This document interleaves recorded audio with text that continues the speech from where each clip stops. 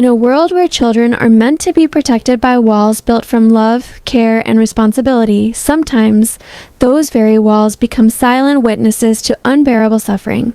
And this story begins in that uncomfortable silence, a silence that hid the slow collapse of a young life while the world outside continued as normal. Arthur Labinjo-Hughes was not born into darkness, nor was his fate written at the moment he took his first breath. He was a smiling, curious boy with the same need for affection and safety as any other child. But his story would later expose how fragile childhood becomes when the adults meant to protect it fail one by one. His early years were unsettled but not hopeless, marked by the separation of his parents and instability that many children experience without tragic outcomes.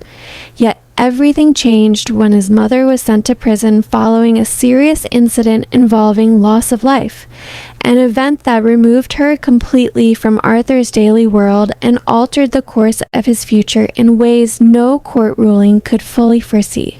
With his mother incarcerated, Arthur was placed into the care of his father, Thomas Hughes, and his father's partner, Emma Teston. And from the outside, this arrangement appeared lawful, structured, and acceptable. But behind closed doors, the absence of his mother became the first crack in a foundation that would soon crumble entirely. Arthur's mother, despite her own grave mistakes that led to her imprisonment, had been a consistent presence in his life.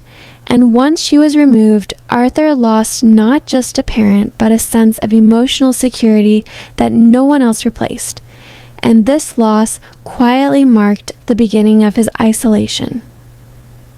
As time passed, Arthur's life inside his father's home grew increasingly restricted, not through a single dramatic event, but through a slow tightening of his world, where warmth was replaced by control and understanding was replaced by indifference, leaving a young child to navigate fear without the words or power to explain it. Those who later examined the case would note that Arthur was often kept away from school and from other people, limiting his contact with teachers, friends, and professionals who might have noticed the changes taking place, and this isolation meant that the signs of his distress were scattered, muted, and tragically easy to overlook. Arthur became quieter, thinner, more withdrawn, and emotionally fragile. Yet these changes were not met with the urgent care they demanded, and instead, concern after concern dissolved into paperwork, delayed responses, and assumptions that someone else was responsible for checking on him. Inside the home, Arthur experienced a climate of emotional neglect that slowly eroded his sense of worth, where he was made to feel like a burden rather than a child, and where discipline crossed into something far more damaging, leaving him confused, anxious, and deeply unhappy.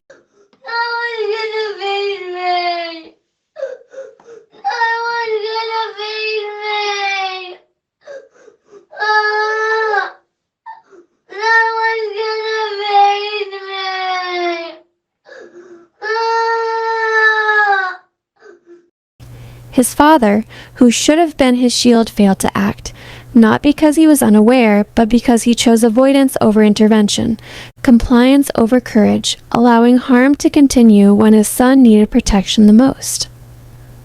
As months passed, Arthur's suffering intensified, not in ways that were immediately visible to the outside world, but in the way his spirit dimmed, his trust disappeared, and his behavior reflected a child under immense emotional pressure.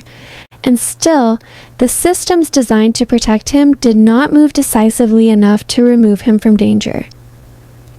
There were interactions with social services, moments when professionals sensed something was wrong, but these warnings never translated into swift action, and each missed opportunity became another step closer to an irreversible outcome. When the truth finally came to light, it was not because someone intervened in time, but because Arthur's life had already been lost, and the shock that followed spread across the country, forcing people to confront an uncomfortable question about how such suffering could exist unnoticed in modern society.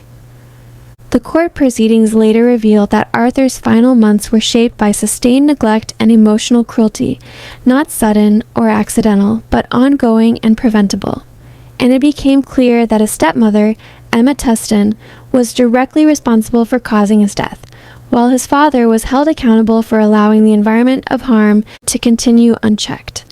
Both were sentenced to life in prison, a legal acknowledgement that the failure to protect a child is as serious as the act itself. Yet, no sentence could undo what Arthur endured or restore the years he never got to live. Arthur's mother, already serving time for her own crime, watched from behind prison walls as the consequences of her absence unfolded, and while she was not responsible for what happened to her son after he was placed in his father's care, her imprisonment marked the moment when Arthur became entirely dependent on adults who would ultimately fail him. The public response was intense, filled with anger, sorrow, and disbelief, as people questioned how warning signs were missed and why intervention came too late, and Arthur's name became a symbol of the dangers of complacency, reminding society that safeguarding children requires constant attention, empathy, and the courage to act decisively when something feels wrong. Beyond the headlines and court verdicts, Arthur's story remains a deeply human tragedy, the story of a boy who needed love, patience, and protection, but instead faced fear and neglect in the place he should have felt safest, and his legacy now serves as a painful lesson about responsibility, silence, and the cost of inaction. Remembering Arthur is not about reliving horror, but about honoring a child whose voice was never truly heard, and ensuring that his story forces change, awareness, and accountability so that no other child slips quietly into suffering while the world looks away. And as we reflect on what happened, we are left with the haunting truth that must never be ignored again. Children do not fail adults, adults fail children, and Arthur Labinjo-Hughes deserved far better than the world he was given.